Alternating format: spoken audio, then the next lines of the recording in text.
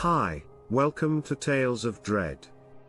If you want to read more scary stories, make sure to like, comment, share, and subscribe. We're going away for a short trip. I went to Texas to see some sights and see some old military friends. But don't worry, because this video is here for you. It's full of scary stories that are hard to figure out. Also, check out the link in the description box of my online store, which has a lot of new items and many different designs. Buy a shirt, take a selfie with your best pose, and send it to me in a DM. I'll give you a big shout out on social media by posting your picture. Let's get started. Hello. Is there anyone there? I've been trying for a long time to call someone on this walkie-talkie satellite phone. I got lost on the trail in this Theodore Roosevelt National Park in North Dakota. I was only there with some family for a couple of weeks. My family doesn't like hiking, but they lived close to a national park, so I decided to spend the day there. I have a compass, but for the first half of the day I wasn't paying much attention to it. I'm pretty far into the woods now.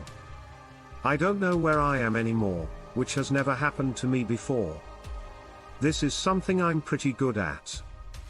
The more I walk, the deeper I seem to get. I don't think I'm really heading in the right direction to get out of these woods. What happened? Did you listen to that? It seemed to be coming from that direction. Susan. Here, please.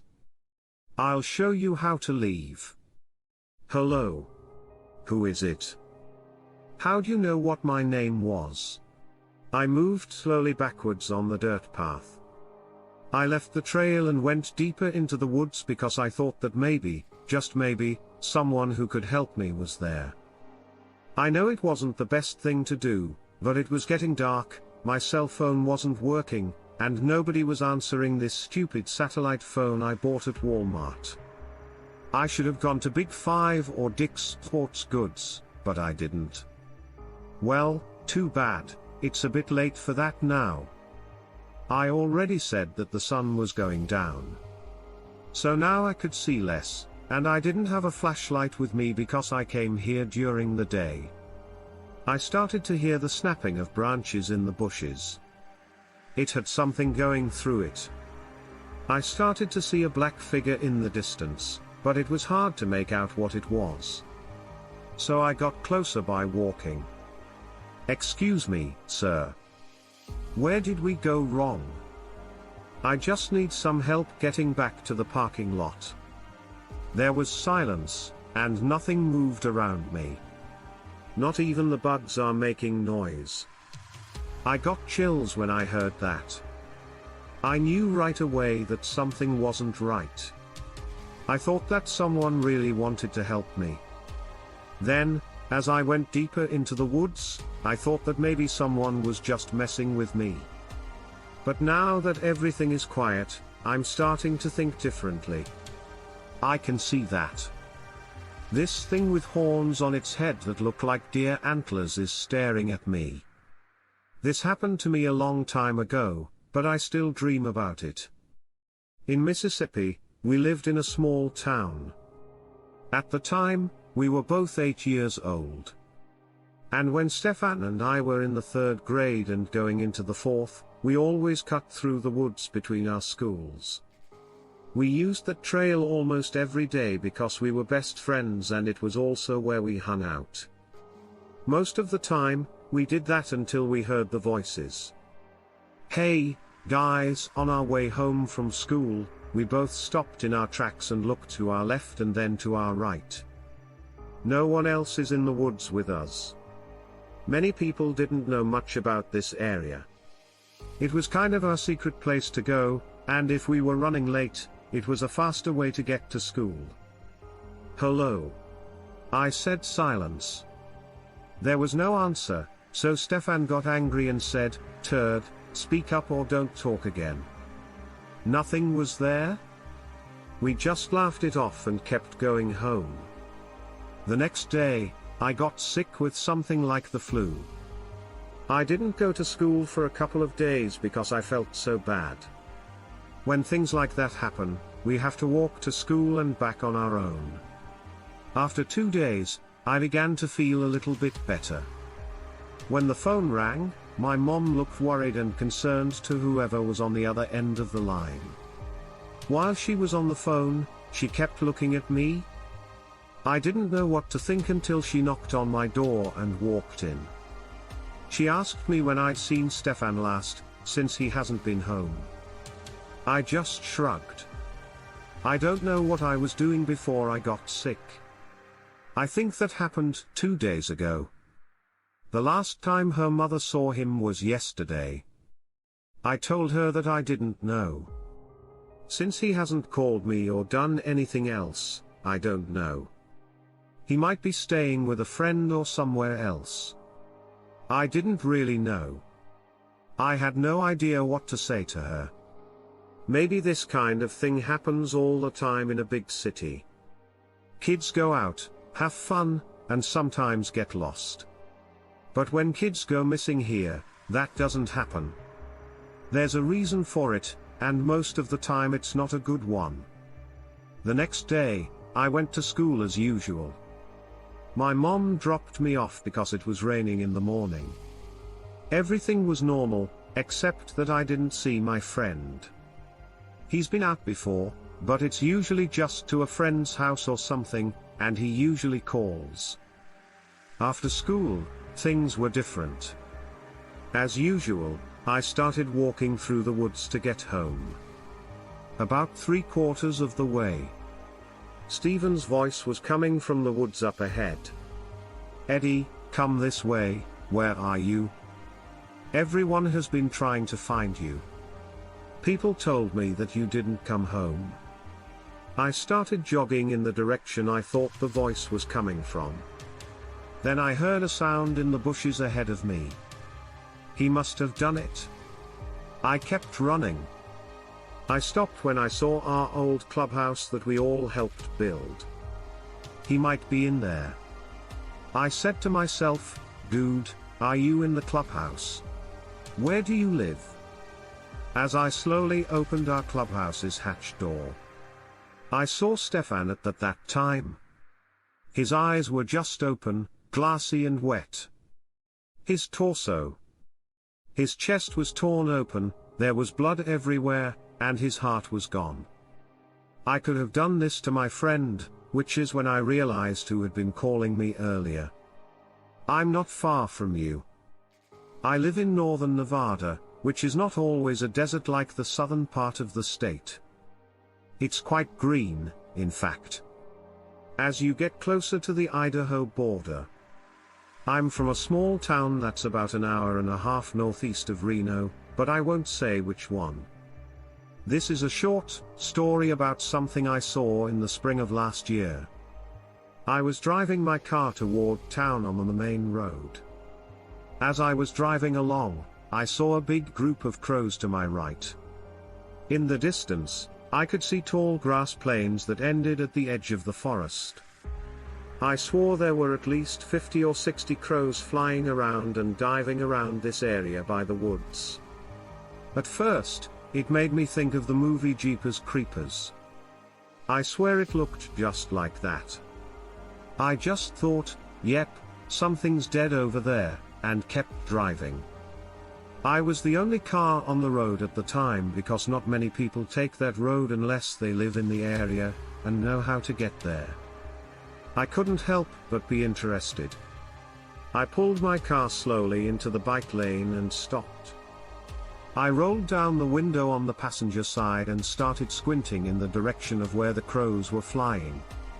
I swore to you that the crows had stopped making noise, but they were still flying around the area and circling, but they were quiet. It was like someone had a remote control and pointed it in that direction. There was no more sound. I know it doesn't seem real, but that's how it really happened, and that's when I saw it. The head of this thing looks like a skull. Its head poked out of the tall grass. It looked like a deer because it had antlers growing out of it. Its eyes were black and hollow, and its body was weak and thin. It stood up straight and used its long arms to point at me. It was aware that I was watching. I closed my eyes and kind of fell back in my chair. The thing was gone. I swear it was there 1 second and gone the next. It couldn't have run that fast into the woods. I had goosebumps everywhere. No one believes me when I say that I started my car and drove away after telling this story. But I know what I saw was a Wendigo because I know what I saw.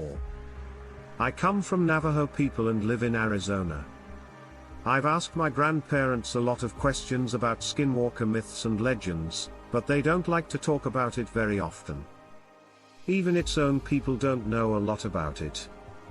People told me that the skinwalkers were witches that could change into wolves and other animals.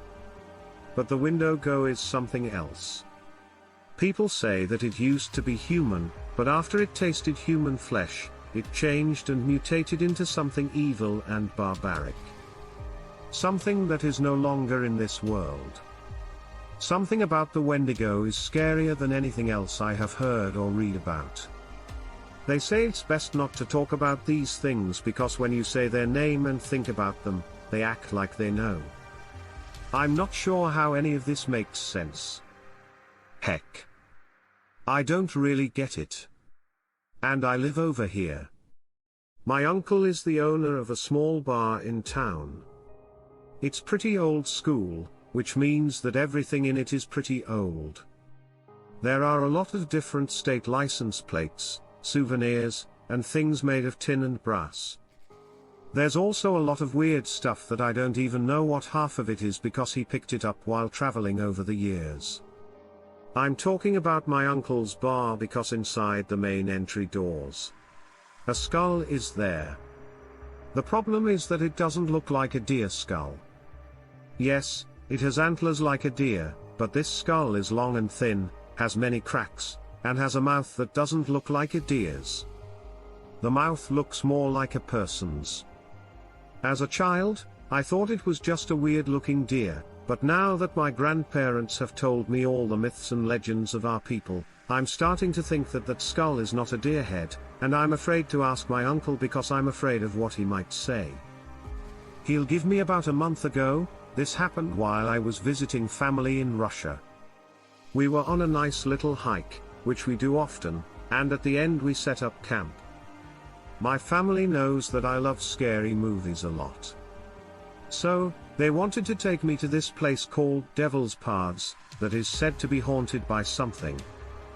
Even though it sounds like a cliché, it's a real place. Anyway, we were talking about the recent scary movies we had seen in the United States. When I saw it, we were about to set up camp and eat lunch. We saw it, though, right next to some thick pine trees. There were some hills that looked like rock mountains. It was about 30 meters away from where we were. But I could see it plain as day. This thing had a very small size. It looked like some kind of animal that was hungry. I swear it was just skin and bones, but it was tall, really tall, and the top of its head looked white, almost as white as bone. It had things on its head that looked like antlers. Its arms were so big that they almost reached the ground. It was as clear as a bell, but it sounded like it was coming from everywhere. Hey, come on, let's go to the fire together.